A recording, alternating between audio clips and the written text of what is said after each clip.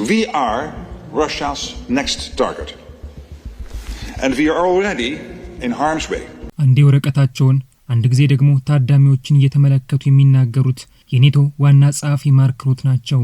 አጀንዳቸው ያደረጓት ደግሞ በዩክሬን ላይ ጥቃት እየፈጸመች ነው ያሏትን ሩሲያን ነው። በሩሲያና ዩክሬን ጦርነት ምክንያት ለበርካታ ጊዜያት መግለጫ ሲሰጡ የቆዩት በኪየቭ ላይ ጥቃት እንዲፈጸም እያደረጉ ያሉት ቭላድሚር ፑቲን ይህንን ተግባራቸውን እንዲያቆሙ የማስጠንቀቂያ መልእክታቸውን ሲያስተላልፉ የነበሩት የአውሮፓ ሀገራቶች የሞስኮ ጉዳይ ጭንቀት ውስጥ ከቷቸዋል። ሀገራቶቹ የኔቶ ዋና ጸሐፊ ማርክ ሩት በጀርመን ዋና ከተማ በርሊን ተገኝተው ሩሲያን በተመለከተ መግለጫ እንዲሰጡም አድርገዋል። I'm here today to tell you where NATO stands and what we must do to stop a war before it starts. በፈረንጆቹ አቆጣጠር ጥቅምት 24 2024 14ኛው የኔቶ ዋና ጸሐፊ ተደርገው የተሾሙት ከኔቶ ዋና ጸሐፊ አስቀድመው ኔዘርላንድን 4 ጊዜ በጠቅላይ ሚኒስትርነት ያስተዳደሩት ማርክ ሩት በዩክሬን ላይ ጥቃት እየፈጸመች ያለችው ሩሲያ ከ5 ዓመት በኋላ በኔቶ አባል ሀገራቶች ላይ ጥቃት ለመፈጸም መዘጋጀቷን ተናግረዋል። የሞስኮን 5 ዓመት እቅድ አስቀድመው የተነበዩት ማርክ ሩት የመከላከያ ወጪያቸውን ወደ 5% ከፍ ያደረጉት የህብረቱ አባላት አሁንም ወጪያቸውን መጨመር እንዳለባቸው አሳስበዋል። ከአንድ ቀን በፊት በበርሊን በተካሄደ ሙኒክ የጸጥታ ኮንፈረንስ ላይ ንግግር ያደረጉት ማርክ ሩት በዩክሬን ላይ ጥቃት እየፈጸመ ነው ያሉት የሩሲያ ጦር በቀጣዮቹ ዓመት ኢላማውን በህብረቱ ላይ እንደሚያደርግ አስታውቀዋል። የኔቶ ጦር ለአሁኑ ከጥቃት ነፃ ሆኖ ሊቆይ እንደሚችል ያስታውቁት ዋና ጸሐፊው ረብጣ ዶላሮችን በመከላከያ ወጪዋ ላይ ፈሰስ እያደረገች ያለችው ሞስኮ በሀገራቱ ላይ ስጋት መፍጠሯን ተናግረዋል። ሩሲያ ከዩክሬን ጋር እያደረገች ባለው ጦርነት የመከላከያ ምርቷን በከፍተኛ ሁኔታ መጨመሯንና በዘንድሮ ዓመት ወደ 2000 የሚጠጉ የክሩዝና ባሊስቲክ ሚሳኤሎችን ማምረቷን ሩት አስታውቀዋል። ሞስኮ በየወሩ 2000 የሚጠጉ ድሮኖችን በማምረት ላይ እንደምትገኝም ዋና ጸሐፊው ተናግረዋል። በማርክ ሩት አማካይነት በሀገራቸው ላይ ክስ የቀረበባቸው ጦራቸውን በምዕራባውያን ሀገራቶች ላይ ጥቃት ለመፈጸም ዝግጅት እያደረገ እንደሆነ የተነገራቸው የሩሲያው ፕሬዝዳንት ቭላድሚር ፑቲን የማርክ ሩትን አስተያየት ተከትለው መልስ ከመስጠት ተቆጥበዋል። የአትላንቲክ ጦር ቃል ኪዳን ኔቶ ለሩሲያ የጦርነት ቅስቀሳ የሰጠው ምላሽ የተረጋጋ ቆራጥና ተመጣጣኝ ነው በማለት የተናገሩት ማርክ ሩት ጦሩ ከሩሲያ ጋር ለሚደረጉ ጦርነት መዘጋጀት እንዳለበት መልእክታቸውን አስተላልፈዋል። የሩሲያና የዩክሬን ጦርነት ለማስቆም በዋይት ሃውስ ከዶናልድ ትራምፕ ጋር ሲመክሩ የነበሩት የኔቶን አንቀጽ 5ን በማንሳት ህብረቱን ላልተቀላቀለችው ዩክሬን ከለላ መስጠት የፈለጉት የአውሮፓ ሀገራቶች የአንቀጽ 5ን አርዕስት በድጋሚ በማርክ ሩት በኩል አስነስተዋል። በኔቶ አባል ሀገራቶች ውስጥ ከሚገኙ ሀገራቶች በአንዱ ላይ ጥቃት ከተፈጸመ በሁሉም ሀገራት ላይ እንደተፈጸመ የሚደነግግ ህግ በአንቀጽ 5 ላይ ያሰፈሩት የኔቶ አባል ሀገራቶች በአባላታቸው ላይ ጥቃት የሚፈጽመው እንደሚያጠቁና ይህንንም ማድረግ እንደሚችሉ በዋና ጸሐፊያቸው ማርክ ሩት በኩል አስታውቀዋል። በዋና ከተማ በርሊን የጸጥታ ኮንፈረንስ ያዘጋጀችው ጀርመን የመከላከያ ወጪዋን ለመጨመር እንደወሰነች ማስታወቋን አናዶል ዘግቧል። ጀርመንኛ ቋንቋ ከወደዳችሁና ሩሲያኛ ቋንቋ መናገር ካልፈለጋችሁ ይህም ማድረጋችሁ ወሳኝ ነው በማለት የተናገሩት ማርክ ሩት በዩክሬን የጀመረው ጦርነት እንደማያቆም መናገራቸውን አናዶል በዘገባው ላይ አስፍሯል። Please, I know also in Germany some people are questioning, do we really need to do this? Yes. If you love the German language and you do not want to speak Russian, it is crucial. ማርክ ሩት ንግግር አስቀድሞ መልእክታቸውን ያስተላለፉት የሩሲያው የውጭ ጉዳይ ሚኒስትር ሰርጌይ ላቭሮቭ ሀገራቸው ሩሲያ በኔቶ ወይም በአውሮፓ ህብረት አባላት ላይ ምንም አይነት ጥቃት የመፈጸም እቅድ እንደሌላትና ይህንንም በጽሁፍ ለማቅረብ ዝግጁ መሆኗን ተናግረዋል። The president said openly that we are not harboring any aggressive plans against NATO or the European Union. We are ready to provide written legal guarantees.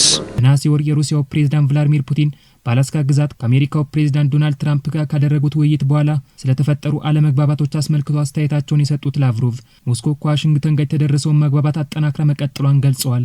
የውጭ ጉዳይ ሚኒስትሩ አክለውም በጸጥታ ዋስትና ላይ የሚደረገው ውይይት በዩክሬን ብቻ ሊወሰን እንደማይችል እንረዳለን ሲሉ ተናግረዋል።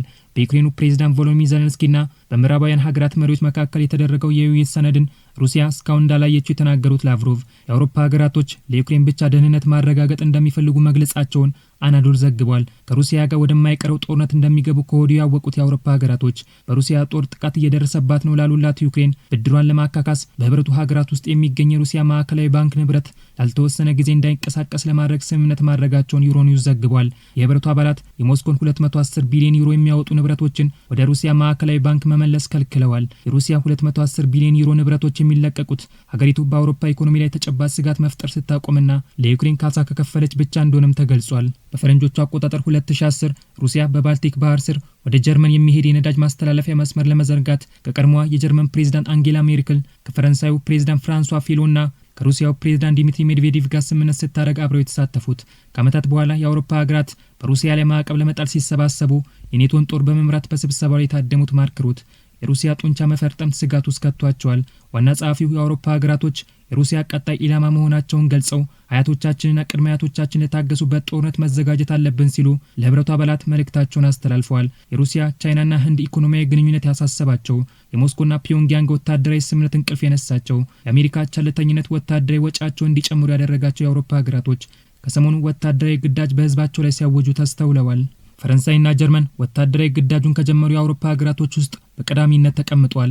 የፈረንሳዩ ፕሬዝዳንት ኢማኑኤል ማክሮን ከ2 ሳምንት አስቀድሞ ባስተላለፉት መልእክት ፈረንሳይ ከሚቀጥለው ክረምት ጀምሮ አዲስ ብሔራዊ ወታደራዊ ዘመቻ ልትጀምር መሆኑን አስታውቀዋል። ወደ ግዳጁ የሚገቡ የፈረንሳይ ዜጎች በጎ ፈቃደኞች መሆናቸውን ያስተዋወቁት ማክሮን ወታደሮቹ አገልግሎት የሚሰጡት በፈረንሳይ ውስጥና በባህር ማዶ ግዛቶቿ ላይ እንደሆነ አስታውቀዋል። ወታደራዊ ግዳጁ በፈቃደኝነት ከሚገቡት ወታደሮች ውስጥ 80% የሚሆኑት 18 እና 19 ዓመት የሆናቸው ዜጎች መሆናቸውን ፕሬዝዳንቱ ከ2 ሳምንት በፊት ይፋ ማድረጋቸው ይታወሳል። ፈረንሳይን ለመጨረሻ ጊዜ በ2027 በፕሬዝዳንትነት የሚያስተዳድሩት ማክሮን የሀገሪቱ ዓመታዊ የመከላከያ ወጪ 64 ቢሊዮን ዶላር እንደሚሆን መግለጻቸውን ፍራንስ 24 ዘግቧል። የፈረንሳይ ከፍተኛ ጄኔራል የሆኑት ፋቢያን ማንዶ በባለፈው ሳምንት ሀገራቸው ፈረንሳይ ልጆቿን ለማጣት ዝግጁ መሆን እንዳለባት መልእክታቸውን ያስተላለፉ ሲሆን ከዩክሬን ጋር ጦርነት ውስጥ የገባችው ሩሲያ በ2030 ከፈረንሳይ አጋሮች ጋር ለመፋለም እየተዘጋጀች እንደሆነ ማስታወቃቸውን ፍራንስ 24 በዘገባው ላይ አስፍሯል። በአሁኑ ወቅት ወደ 200 ሺህ የሚጠጉ ወታደሮችና 47000 ተጠባባቂ ወታደሮች ያሏት ፈረንሳይ ይህንን ቁጥሯን በ2030 ወደ 210 ሺህ ከፍ የማድረግ ፍላጎት እንዳላት ተገልጿል። እንደ ፈረንሳይ በሀገሯ ወታደራዊ ግዳጅ እንዲኖር ለማድረግ ዝግጅት እያደረገች ያለችው ለወታደሮችም በወር $3000 ለመክፈል የወሰነችው ጀርመን ከሩሲያ ይደርስብኛል ያለችውን ጥቃት ከወዲሁ ለመከላከል መከላከያ ሰራዊቷን ማጠናከር ጀምራለች። የጀርመን መንግስት የወሰነውን ውሳኔ የተቃወሙት በበርሊን የሚኖሩ ጀርመናውያን የተቃውሞ ሰልፍ የወጡ ሲሆን ቁጥራቸውም 3000 እንደሚጠጋ አልጀዚራ ዘግቧል። የአውሮፓ ሀገራቶች የመከላከያ ወጪያቸውን እንዲጨምሩ ያስደረገችው በባልቲክ ውቅያኖስና በዩክሬን አማካኝነት ከሀገራቶቹ ጋር ውጥረት ውስጥ የገባችው ሩሲያ በዩክሬን ህይወቱ ስለጠፋው የእንግሊዝ ወታደር ለምን በዛ እንደተገኘ የእንግሊዝ መንግስት ምላሽ እንዲሰጥ ጥያቄ አቅርባለች። የሩሲያ የውጭ ጉዳይ ሚኒስቴር ቃል አቀባይ ማሪያ ዛራኮቫ ብሪታንያ በዩክሬን የተገደለ ወታደሯ እዚያ እያደረገ ያለውን ነገር እንድትገልጽ ጥያቄ ያቀረበች ሲሆን ዩናይትድ ኪንግደም ኪየቭ በሩሲያ የሽብርተኝነት ጥቃት እንድትፈጽም እርዳታ ማድረጓን አስታውቀዋል። ከቀናቶች በፊት በዩክሬን ምድር ውስጥ በልምምድ ላይ የነበረ ወታደሯ እንደሞተባት ያስታወቀችው እንግሊዝ ከሩሲያ ለቀረበላት ጥያቄ መልስ እንድትሰጥ ብትጠየቅም ሀገሪቱ መልስ ከመስጠት መቆጠቧን ሮይተርስ ዘግቧል። በዩክሬን ጦርነት ምክንያት በመካከላቸው ያለውን ግንኙነት አቀዛቅዘው ወደ ውጥረት ውስጥ የገቡት እንግሊዝና ሩሲያ በሰሜን ባህር ላይ በመርከቦቻቸው አማካኝነት ፍጥጫ ውስጥ ገብተዋል። በሞስኮ ክስ የቀረበባት ብሪታንያ በሰሜን ባህር ላይ የሩሲያ ሰርጓጅ መርከቦች የሚያደርጉት እንቅስቃሴ እንደጨመረ ማስታወቋን ሲቢኤስ ኒውስ ዘግቧል። ብሪታንያ በባህር ውስጥ የሚንቀሳቀሰውን የሩሲያን ሰርጓጅ መርከብ እየተከታተለች እንደሆነ ይፋ አድርጋለች። በባህር ውስጥ የሰርጓጅ መርከቦቿን ያሰማራችው ሩሲያ በባህር ውስጥ ያለውን የመረጃ አስተላላፊ ኬብሎችን ለመቁረጥ እንደሆነ የእንግሊዝ መንግስት አስታውቋል። የሩሲያን የጦርነት ዝግጅት አስመልክቶ አስተያየታቸውን የሰጡት የእንግሊዝ የጦር ኃይሎች ሚኒስትር አልካርንስ ጦርነት የአውሮፓን በር እያንኳኳ እንደሆነ ገልጸው ሀገራቱ ጥቃቱን ለመከላከል ዝግጁ መሆን እንደሚገባቸው አሳስበዋል። ለ3 ዓመት ተኩል በሩሲያና ዩክሬን ሲካሄድ የቆየውን ጦርነት እንደሚያስቆሙት ሲናገሩ የነበሩት ጦርነቱን ማስቆም ተስኗቸው ወደ አውሮፓ ሀገራቶች ሲዛመት የተመለከቱት የአሜሪካው ፕሬዝዳንት ዶናልድ ትራምፕ የኪየቭና ሞስኮን ጦርነት ለማስቆም በድርድር ጊዜ ማባከን እንደማይፈልጉ በዋይት ሀውስ ፕሬስ ሴክሬታሪ ካሮሊን ሌቪት አማካኝነት አስታውቀዋል። በዋይት ሀውስ ከአውሮፓ ሀገራት መሪዎች ከዩክሬኑ ፕሬዝዳንት ቮሎዲሚር ዜሌንስኪና ከኔቶ ዋና ጸሐፊ ማርክ ሩት ጋር ውይይት ሲያደርጉ የነበሩት ትራምፕ ከቀናት በፊት ከጀርመን፣ እንግሊዝና ፈረንሳይ መሪዎች ጋር በዩክሬንና ሩሲያ ጦርነት ላይ ጠንከር ያለ ቃላት እንደተለዋወጡ ይፋ አድርገዋል። ፕሬዝዳንት ዶናልድ ትራምፕ በሩሲያና በዩክሬን መካከል እየተካሄደ ባለው ጦርነት በጣም መበሳጨታቸውን የገለጸችው የዋይት ሀውስ ፕሬስ ሴክሬታሪ ካሮሊን ሌቪት ፕሬዝዳንቱ ተጨማሪ ንግግር እንደማይፈልጉና እርምጃ በመውሰድ ይህ ጦርነት እንዲያበቃ እንደሚፈልጉ ተናግራለች። The president is extremely frustrated with both sides of this war and he is sick of meetings just for the sake of meeting. He doesn't want any more talk, he wants action, he wants this war to come to an end. ከሩሲያ ጋር እያደረገች ያለውን ጦርነት ለማቆም ከመስማማቷ በፊት የአሜሪካና የአውሮፓ ሀገራት የጸጥታ ዋስትና እንዲኖራት ዩክሬን ጥያቄ ብታቀርብም ጥያቄዋ በሩሲያ ውድቅ ሲደረግባት ቆይቷል። የኪየቭን የደህንነት ጥያቄ ውድቅ ያደረገችው ሞስኮ የግዛት ስምምነት እንዲኖር ለአሜሪካ ጥያቄ ብታቀርብም ክሬምሊን በአንጻሩ ለወደፊት ጥቃቶች እንድትጋለጥ እንደሚያደርጋት በመግለጽ ጥያቄውን ውድቅ ስታደርግ ቆይታለች። ከዩክሬን ጋር እያደረጉት ባለው ጦርነት ምክንያት በቱርክሜኒስታን ከቱርኩ ረሲፕ ጣይብ ኤርዶጋን ጋር በትናንትናው ዕለት ውይይት ያደረጉት የሩሲያው ፕሬዝዳንት ቭላዲሚር ፑቲን ቱርክ ሁለቱ ሀገራት የሚያደርጉትን ስብሰባ ለማዘጋጀት ፈቃደኛ እንደሆነች ከረሲፕ ጣይብ ኤርዶጋን መስማታቸውን ቲአርቲ ወርልድን ጨምሮ በርካታ የውጭ መገናኛ ብዙሃኖች ዘግበዋል። በጦርነቱ ምክንያት የአውሮፓ ሀገራቶችና አሜሪካ ረብጣ ዶላሮችን ቢያወጡም በማዕቀብ ስትደበደብ የቆየችው ሰሜን ኮሪያ የሀገራቱ ጦርነት ለመከላከያ ሰራዊቷ ጥሩ እድል ይዞላት እንደመጣ ተገልጿል። በሩሲያና ዩክሬን ጦርነት ጦርነት ወታደሮቿን ያሰማራችው ሰሜን ኮሪያ ከሩሲያ ጋር በ2024 የጋራ ወታደራዊ ስምምነት ከተፈራረመች በኋላ በጦር መሳሪያ ሽያጭ በርካታ ዶላሮች እንዳገኘች ዘኢንተርፕሬተር አስታውቋል። የሰሜን ኮሪያ የጦር መሳሪያ ፋብሪካዎች ወደ ውጭ የሚላኩ የተለያዩ ጦር መሳሪያዎችን እያመረቱ መሆኑ የተገለጸ ሲሆን ከነዚህም ውስጥ የአጭር ርቀት ባሊስቲክ ሚሳይሎችና የሮኬት ማስወንጨፊያዎችን ለውጭ ሀገራት እያቀረቡ እንደሆነም ተገልጿል። የሁለቱ ሀገራት ወታደራዊ ቅንጅት ስጋት ውስጥ የከተታቸው የሩሲያ ጦር ዩክሬን ላይ እያደረገ ያለው ጥቃት እንቅልፍ የነሳቸው የአውሮፓ ሀገራቶችና የአትላንቲክ ጦር ቃል ኪዳን ኔቶ ከሩሲያ ይደርስብናል ያሉትን ጥቃት አስቀድመው ለመከላከል ዝግጅት ጀምረዋል። የኔቶ ዋና ጸሐፊ ማርክ ሩትም ሀገራቶቹ ከወዲሁ ለሩሲያ ጥቃት ዝግጅት እንዲያደርጉ መልእክታቸውን አስተላልፈዋል።